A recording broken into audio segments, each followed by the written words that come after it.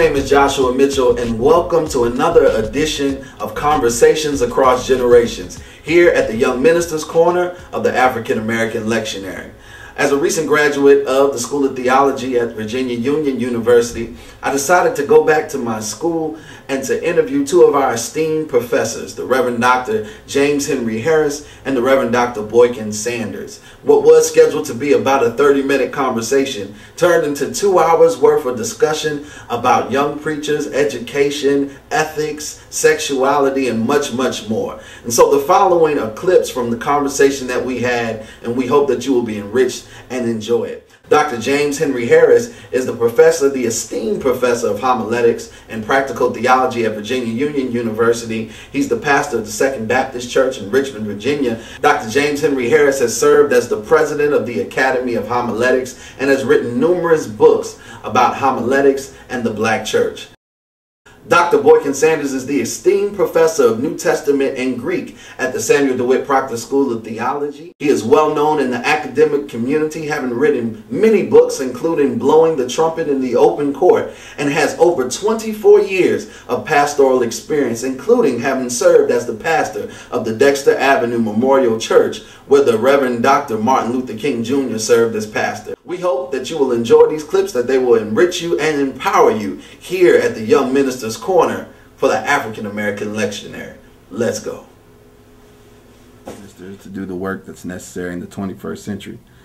So I want to start by asking if you all would just give me your thoughts on what do you think about the state of the contemporary Black church and the contemporary Black preacher and minister. Either one. Well, I mean, I'll start by saying that, one, I have a lot of respect and interest in young ministers and in their potential, and I believe that the future can be as promising, at least, as the past has been.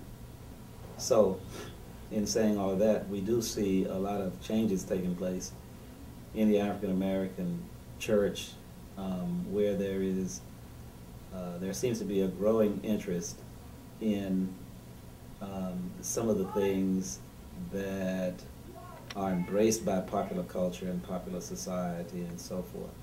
I say all the time, and I still believe, I mean, the preacher, by virtue of just being a preacher, you do have inherent in your DNA some desire to entertain or some desire to be to satiate an organization or a group of people or whatever. That is not new. I mean, Du Bois says in The Souls of Black Folk that, you know, black religion is constituted by, first he says, the preacher and the music and the frenzy. But the preacher, he says, you know, you look under a tree or you look one way and you see 100 and you bet your eye and look back again and there's 1,000 people gathered around the black preacher. I do think that, like Du Bois in saying that the black preacher was the most unique character ever developed on American soil, I agree to a large extent. But I also think that we have to keep in mind the fact that in being a preacher, you know, you move from anonymity to a state of popularity to some degree, where people can see you, and this often happens immediately. And I think it is how this is interpreted that has come to be problematic to some degree. And again, you know, when you move from a state of nobodiness, so to speak, to the center of attention, that is an ego booster, and you got to be careful that you don't become too egoistic or egotistic in connection with that. So, you know, I think that these are things that the preacher has always to be concerned about in terms of the preacher's personality. And the black church is very much interested in the preacher's personality. You know, I mean, it is personality that is the order of the day, more so than almost anything else. Personality trumps substance, personality trumps ethics, personality trumps almost anything you can think of. And the preacher, you know, has such a personality that he or she is able to wow, you know, large numbers of persons. in the same sense that Du Bois spoke about over 100 years ago. I think that's still prevalent today. The thing that I'm concerned about the most, however, is I want the preacher to be the best that she or he could be. And for me, that includes a very serious approach to ministry. It includes a lot of study. It includes preparation and all of these things. I tell the preacher all the time, I tell my classes, that studying, reading, these things are godly. And we need to focus on them much more in order that we can become more godly ourselves. Reading is a godly act. Studying is a godly act. The black preacher knows how to pray and how to bounce around the pulpit and how to get involved in other histrionics, sudorifics, and other kinds of things. But it is the studying, and it is the the focusing on those things that help to develop the personality of the preacher as well as the preacher's mind. These are the things that we are concerned about here at the School of Theology at Virginia Union. And these are the things that I'm concerned about, as a pastor in the local community. These are things I've always been concerned about.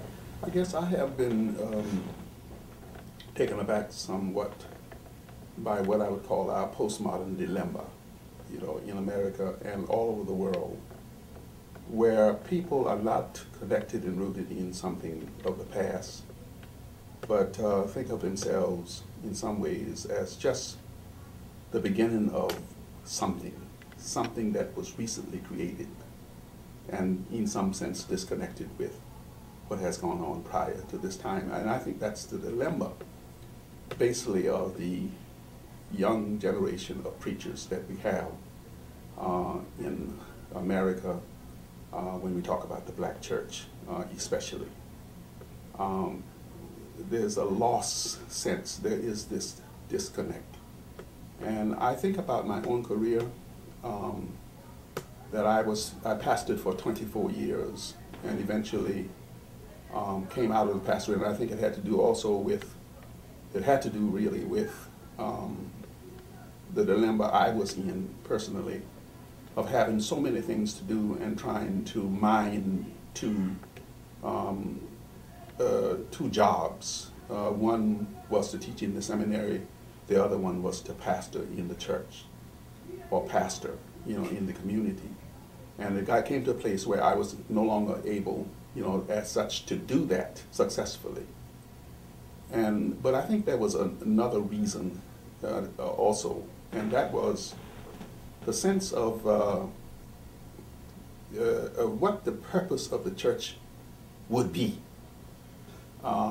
Having now lost some connection with our past and moving into a future of uncertainty, and not only uncertainty in terms of people and their conduct, but also in terms of mission.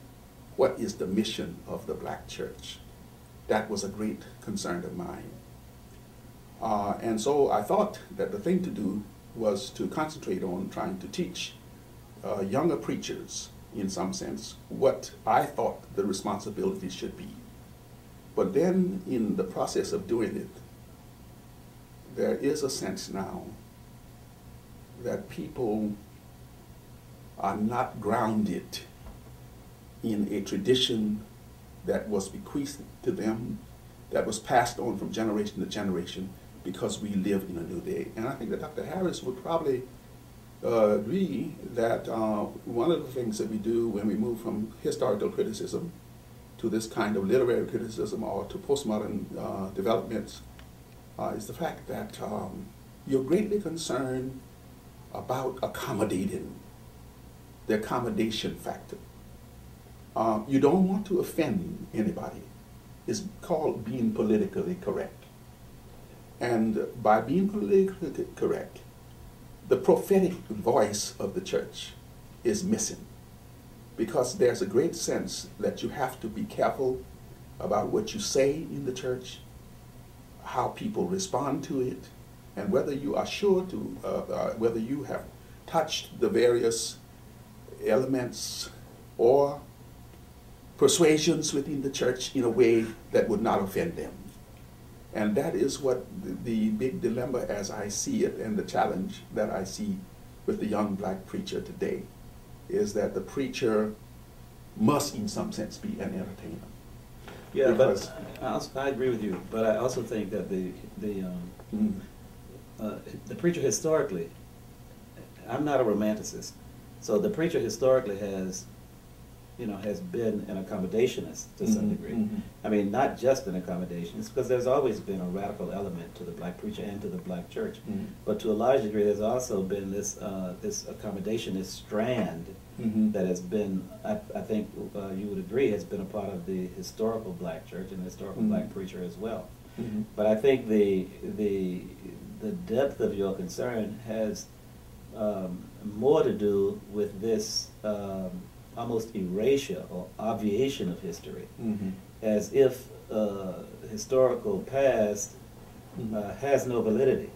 I think that may be one of the critiques of postmodernism, is that too often a lot of our young people think that the church began in the 1960s and so forth. But I think a lot of the young preachers, they tell me in my preaching classes particularly, because they, in other words, in preaching classes, they want to learn really what they want to learn, and that's about it. That is, in some sense, how to become more able to wow audiences and that kind of thing, rather than to engage the depths of some theological issues and concerns and that kind of thing. Even questions of ethics and both personal and communal. All of these things, I think, are things that we have to struggle with, and we try to struggle with in the seminary and in preaching classes. But the biggest, like for example, the students that I teach, the biggest thing that I want to focus on with them is trying to infuse their sermons with a significant component of not just complexity, but a significant element of substance that unfortunately needs to be put in perspective. That preaching is not just stylistics, and a lot of our young people, and I think the church rewards this kind of thing as well. I mean, the church rewards stylistics, and I'm not suggesting by any means that you can go into a church and be boring in your presentation or in your proclamation. Absolutely not. But you have to be engaged. Yes, and I think that style is a part of the postmodern arrangement, in the sense that you're trying to accommodate, you're trying to be in some sense inclusive, of the persons you're addressing, and you want to be sure that you are not outdone by individuals who can wow, and who can woo and bring the crowds and so forth. So therefore, you want to try to you want to try to get in the stream, and I think that is well and good, and I think that in the tradition of the black tradition, that has happened in the past, prior to what I call postmodernism, prior to what I call this postmodern world that we are living in. But I think at that point that there was a great concern of accommodation to speak to the people, the needs of those people who were before them. And I often talk about the matter of that the text sometimes can be found in the pew, that you exegete in the pew. I've talked about that on occasions. Today, I'm kind of thinking that the audience is so broad and so amorphous, in terms of the ethnic issues that we are concerned about. Until folks were afraid as such to address those kinds of issues, that is the real heavy issues, in the black world.